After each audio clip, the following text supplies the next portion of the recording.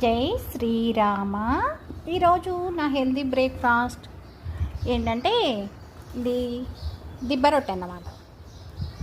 Multi మిలెట్తో కొద్దిగా దోసపిండి కలిపి వేసుకున్న నువ్వుల నూనెతో వేసిన దిబ్బ రొట్టి, బెండకాయ కూర, మా స్వామికి నైవేద్యంగా ఆవు పాలు తేనె వేసానా, దాంట్లో కొంచెం అల్లం పచ్చడి వేసేసుకొని నాకు కొద్దిగా చాలా బాగుండిద్ది. గట్టిగా ఉన్న అల్లం పచ్చడి ఇట్లా పాలు పంచదార వేసి కలుపుకుంటాము. నేను స్వామికి పెట్టినవి ఉన్నాయి కదా అని వేసేసాను. టిఫిన్ సాయంత్రం ఇంకొక పని చేయాలి. ఎటు మన హనుమస్వామికి పాలు పెడుతున్నాను కదా, ఆవు పాలు మొత్తం కలిపి పావు లీటరేనండి. ఇదివరకు హాఫ్ లీటర్ తెచ్చుకునేదాన్ని, పొద్దులే తగ్గిద్దామని పావు లీటర్ తెచ్చుకుంటున్నాను. దాంట్లో చెయ్యను కానీ చేస్తే అద్భుతమైన ప్రయోజనం ఉండేది.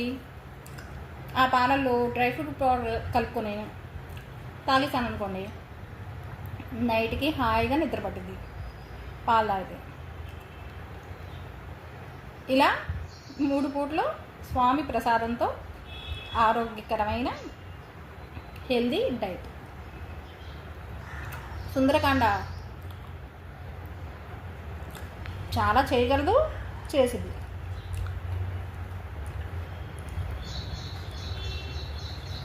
ముఖ్యంగా నాకు చేసింది బాహ్యంగా కనిపించేది, నాకు అనుభవపూర్వకంగా తెలిసేది. ఆహారపు అలవాట్లు మార్చేసింది,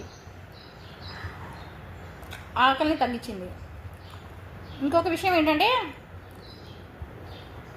ఎందుకు అన్నిసార్లు సుందరకాండ గురించి చెప్తావు?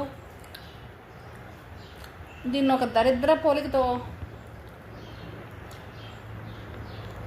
మాంసం తినేవాడు బొయ్కిల్ని మెళ్ళ వేసుకుని తిరుగుతాడా అంటూ, అదేంటి మేము ప్రార్థన చేస్తాం, మా దేవుడు మహిమలు చేస్తాడు, మేము అందరి గురించి కోరుకుంటాం,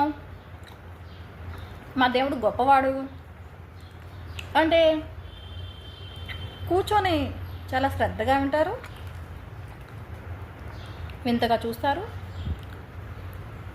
మరి సుందరకాండ గురించి, హనుమ గురించి చెప్పకపోతే ఎలా?